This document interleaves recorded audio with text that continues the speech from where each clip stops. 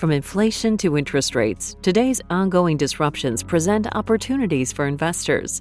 In this series, our portfolio managers explore how PIMCO's deep expertise across public and private markets gives investors the flexibility to navigate the ever-evolving landscape. We're seeing spreads back out again, but we're also seeing levels where the levels of distress and default potential become more attractive to where they're actually priced. These are the types of markets that I think we, as a distressed investor, you wait for.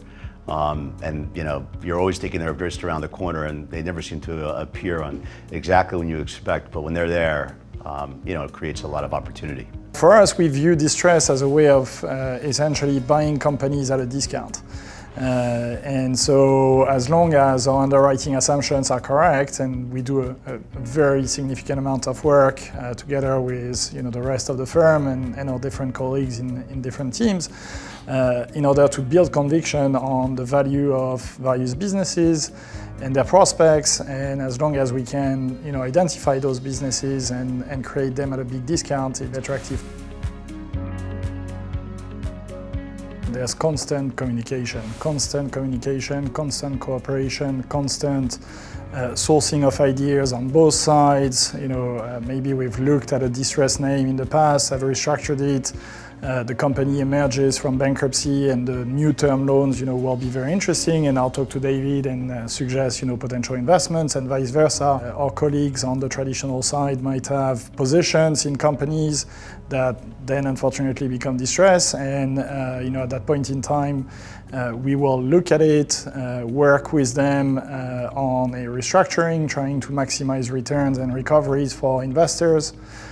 So there's constant cooperation. So our teams are always working together to uncover opportunities. We had one very recently. It was a large company that owned a bunch of smaller companies. We had insight into a bunch of the different businesses that they were doing because of speaking to the company management. And Mathieu and the rest of the team brought that up as an opportunity in the public market for us to invest in it. Nobody else would have seen those types of opportunities if we hadn't been there for the private side as well.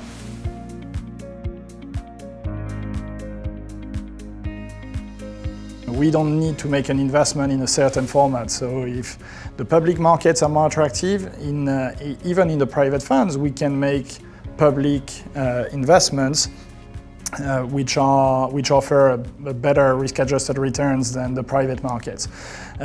Or when we work on a private transaction, we often reprice the loans that we are making to companies to reflect the evolution of the public markets. And I think that relative value framework is something which is quite unique, and that essentially comes from the fact that we have such large both public and private sector presence. So when we look at things and we look at them often together, we're really providing solutions for companies, for private equity sponsors, for sponsors in general. And they could just be a bilateral loan, or it could be something that's completely a bespoke solution.